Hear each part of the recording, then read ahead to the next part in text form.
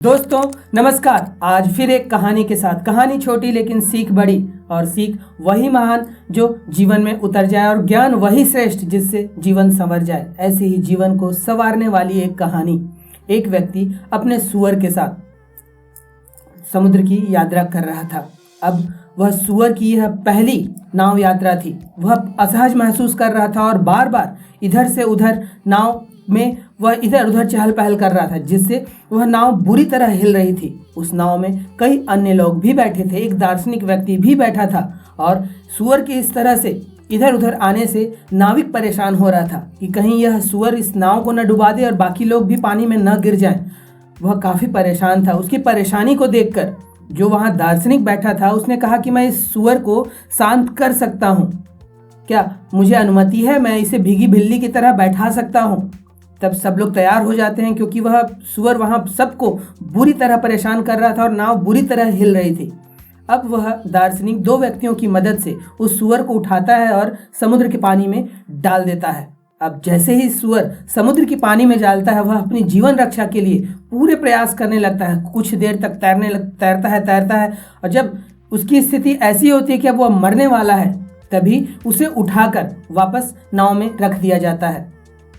अब जैसे ही नाव में रखा जाता है, वह एक कोने पर दुबक कर बैठ जाता है। वह एकदम पालतू बिल्ली की तरह वहां बैठा रहता है। यह देखकर सब आश्चर्यचकित होते हैं, और नाविक दार्शनिक से पूछता है कि यह किस तरह हुआ। अभी तो यह इतनी चहल पहल कर रहा था, पूरे नाव को ही डुबा देता, और अब ये पालतू बिल्ली की तरह बैठा हुआ है। तब दार्शनिक ने कहा कि इसे शांति का पता नहीं था, इसे नाव का क्या उपयोगिता है और पानी की क्या शक्ति है, पानी में क्या डुबो देने की क्षमता है, इसका ज्ञान नहीं था, और इसे शांति पता नहीं थी, जिसके कारण यह उथल पुथल कर रहा था और असहज महसूस हो रहा था। और जैसे ही इसे पानी की शक्ति की पता चला कि यह इसके प्राण ले सकता है, इसे परेशान कर सकता है, तब इसे नाव की उपयोगिता समझ में आई। दोस्तों, हम भी अपने जीवन में इसी तरह की कई चीज़ें करते रहते हैं, बिना कुछ दूर का सोचे कई चीज़ें, कई निर्णय, कई डिसीजन लेते रहते हैं, और अपने जीवन को इस सुअर की तरह असहज बनाते रहते हैं। क्या हम इसी तरह दैनिक जीवन में छोटी छोटी ऐसे निर्णय नहीं लेते हैं? क्या करना है, क्या नहीं करना है, इस सुअर की भांति हम व्यवहार नहीं करते हैं? फिर हमें उस नाव की उपयोगिता का भी पता नहीं है, शांति की उपयोगिता का पता नहीं कि जब जीवन में शांति होती है, गीता में श्री कृष्ण कहते हैं कि जहाँ शांति है वहीं प्रगति है। क्या हमें इस शांति का उपयोगिता मालूम नहीं है? और जिनको नहीं मालूम है वो इसी तरह के पचड़ों में पड़े रहते हैं। हमें अपने जीवन में शांति को उतारना होगा, और यह कहानी हमें यही सिखाती है कि नाव की क्या उपयोगिता है। एक डूबने वाले के लिए नाव किस तरह प्राण रक्षा कर सकता है, उसी तरह मानव जीवन के लिए शांति भरा जीवन किस तरह उसके उत्तरार्ध के, उसके जीवन की सफलताओं के लिए बहुत कारगर सिद्ध होता है, यह किसी को भी नहीं मालूम है। जो शांत होता है वही प्रगति करता है।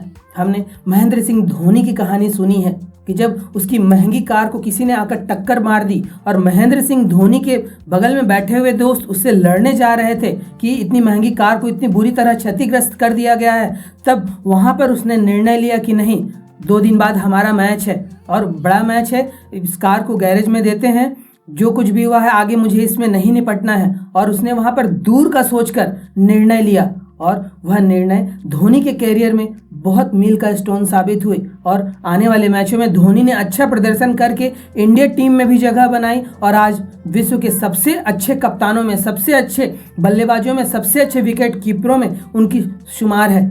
तो यही हमें अपने जीवन के साथ करना होगा।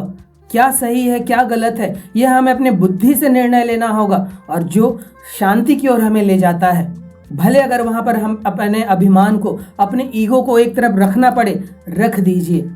अगर वह शांति की ओर ले जा रहा है, यूं ही नहीं श्री कृष्ण शांति दूत बनकर गए थे, यूं ही नहीं विश्व में शांति के लिए इतनी वार्ताएं होती हैं, यूं ही नहीं शांति की ओर इतने प्रयास होते हैं, क्योंकि सच में जहाँ शांति है वहीं प्रगति है। हमें इस बात को समझना होगा, और हर वो निर्णय वो छोटे निर्णय हो वह बड़े निर्णय हो, वह दूर का सोच के हमें लेना होगा। तभी हम अपने जीवन में सुखी, सफल और प्रसन्न रह सकते हैं। हम अपनी ऊर्जा को सही दिशा में लगा सकते हैं। तो इस कहानी से हमें यही सीखते हुए कोशिश हमें यह करनी है कि हम शांति के लिए प्रयास करें। जो चीज़ हमें शांत करे, हमें जीवन में अच्छी चीज़ें दे, हम उसके लिए ही प्रयास करें। और जो चीज़ें हमें अड़चनों में डाले, पछड़ों में फंसाए, विवाद में फंसाए, हमें वहाँ से दूरी बनाकर ही रखनी होगी। अपने अहं को, अपने गर्व को, अपने घमंड को एक कोने में रखकर, दबाकर, हमें जो शांत चीज़ हमें जीवन में दे सकता है, हमें उसी ओर अग्रसर होना चाहिए। तो इस कहानी से हम सब, आप, मैं और इस वीडियो को देख रहे तमाम लोग कोशिश यही करेंगे कि जो सही है उसी का चुनाव करेंगे।